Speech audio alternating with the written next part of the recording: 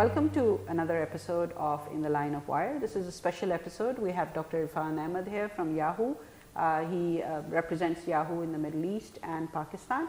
This is going to be a multi-part episode. We are taking advantage of the fact that Irfan is here, and we're talking to him about a lot of issues covering the web, creating web content, and tips for people who want to put up websites and blogs. So we will be releasing this episode in several parts. Watch out for it. We have with us today a special guest from Dubai, Dr. Irfan Ahmed, who represents Yahoo for the Middle East and Pakistan. Welcome, Irfan. Good to have you here. Thank you, Jahanara. Nice to be here. It's good to be involved in a online initiative, and you come up with brilliant ideas all the time. Well, this wasn't my idea. Actually, Rabia came up with it. I'm just sort of one of the people involved in this entire developing of content. Rabia has always been involved in new initiatives for the IT sector with TV programs, and now with the webcast program coming in. I think that's brilliant.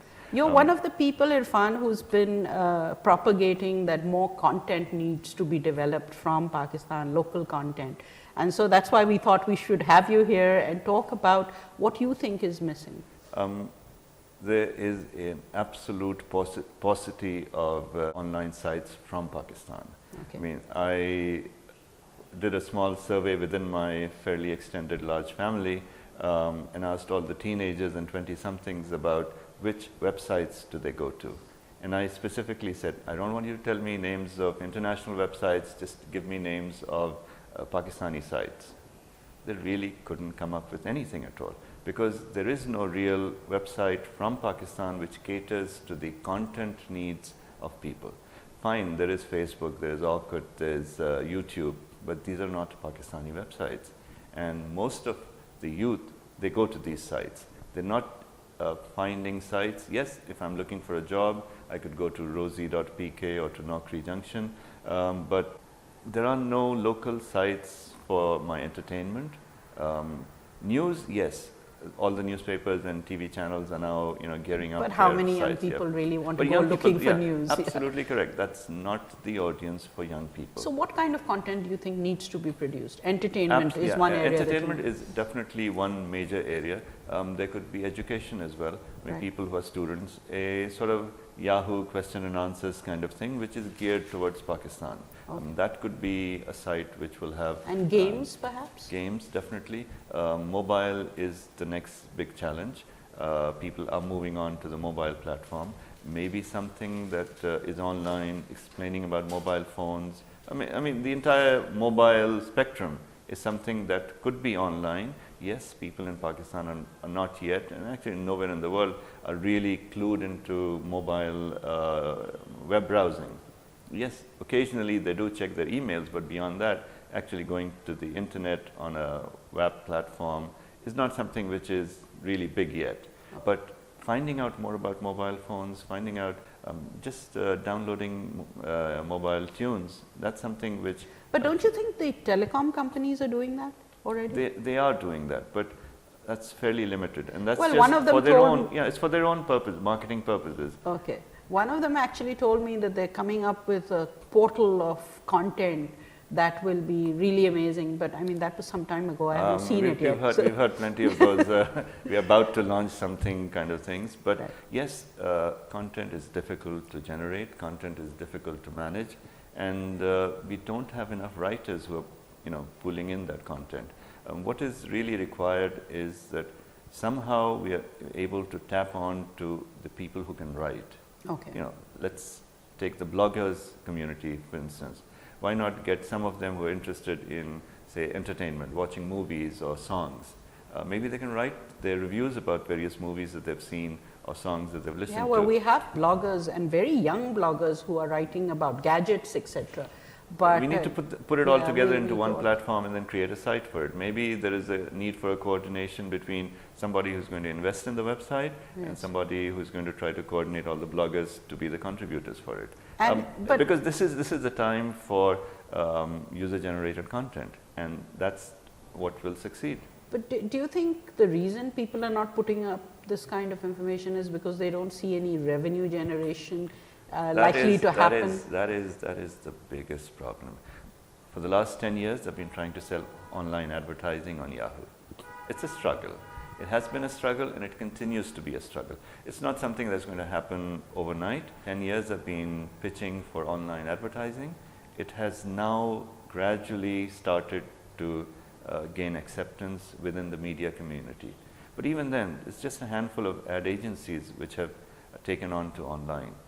So if anyone is planning to invest in an online website and thinks about it as a immediate revenue earner, then forget about it. It's not going to happen yet. Yes, put it on the back burner, let it run for 2 years, eventually you'll start making money. What is the, I mean, you do a lot of surveys as part of the Yahoo process. What are the numbers now, a number of online users or the traffic from Pakistan at the moment? I had a discussion with the Google guy. Badr. He has a name. Yeah. Or I should have said I had a discussion with Badr Khushnood without mentioning the other site. Company. Yeah. But no, Badr and I are good friends. Okay. We like to exchange notes, and particularly about the number of users. What I use is what I call the Yahoo Index. Okay. Yahoo Index is basically how many unique users does Yahoo get from a country. Based on that, you then extrapolate and say, okay, in developing countries, Yahoo accounts for, say, 70 to 80% of all users. Because what do you do the first time you go online? You go to Yahoo, you go to Google, you go to Hotmail. So these are sites that people generally go to. Correct. Now, within this, when you look at the Yahoo audience, we have 4.5 million users from Pakistan. Okay. So even if we take a very low estimate of about, say, 60% of the people coming to Yahoo, we cannot extrapolate more than 8 million people from Pakistan who are online. And are these old people, young people? In terms of the breakdown, about 70% are under the age of 30. Okay. That's because we know this based on the registration data that we have of Yahoo Mail and Yahoo Messenger users. So we have a 70%, it reflects on the population. That's how Pakistan's population is. 70% are under the age of 30, and that's true for the online community. So we have as well. about 8 million users, which is nothing with 170 million population. But population. what is happening now, and I see that being promoted aggressively, is the DSL connections, the wireless connectivity. Those are things which I think will increase the number of users. And the drop in the price of the computer, of course. Absolutely, absolutely. Yeah. Because young people take to computers very easily. And the minute they have a computer, they will go online. Absolutely. And what is also important is that ad agencies and marketers are now beginning to realize that this 70% of the audience cannot be found reading newspapers. It's very difficult with 70 Pakistani TV channels to try to find, reach out to this group. But at least 8 million and 70% of them, that's about 5.5 million teenagers or under 30s, youth audience, they're online, and we can reach them. We products, consumer products aimed at them. I mean, that's why the telcos are now focusing on online. They're spending a fair amount of money. It's the consumer products groups, companies, those who have lifestyle products, those who are aiming at the youth audience. These are the ones who now need to go aggressively online. Perhaps they will start generating their own content. Some have tried. I think Unilever has tried in the past with thefree.com, but a lot of initiatives. I'll give you an example of one which was started by Procter & Gamble in Saudi Arabia a long time ago. They were a little ahead of the time. Okay. They wanted to promote their Always brand, and they came up with a website called Banateen. It's an Arabic site. Banat means female and teen is teenager. So they combined the two words and created Banateen. It was a site meant for teenage females. They started getting a lot of questions which were of a medical nature, and then they hired doctors who would then respond to it. And the site became a little too successful for them to handle. They said that we're not into the medical advisory business. They should have outsourced it. That's what they did want to do, but this is early 2000, 2001, 2002. And they really did not have the resources at that time to allocate to an online medium. So yes, the P&Gs and the Unilevers of the world have the ability and the money to run such sites.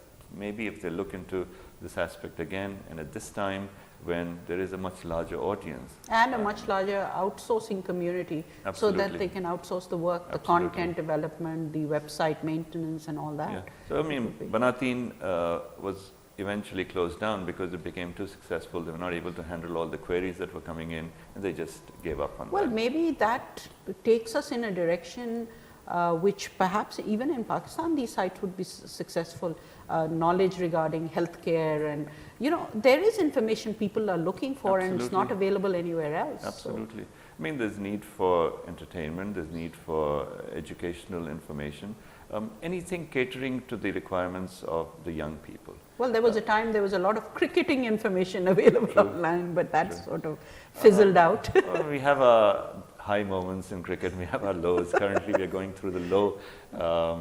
But let's see with the new captain what happens. Yeah. Thank you so much, Irfan, for being with me. And next time you're here, we'll get together a group of people and discuss what more needs to be done to increase the amount of online content. But certainly you're right, we should be producing more local content, whether in English, whether in Urdu, but content that is localized for Pakistan. So, absolutely. And my message to everyone who's listening in, start your own website, have your own source of income. Don't depend on that website for your livelihood, but start your own site, let it remain on the back burner, keep it alive for a couple of years, keep updating it regularly, and eventually you might be sitting on a gold mine. Thank you, Irfan. Thank you very much. That was Dr. Irfan Ahmed. He is here from Dubai, and he's given us some really great insight into what is needed to generate more activity online, so that kids will find local content and will not always have to go to Western sites to pick up content that is not originally ours. So perhaps some of us can start working on it.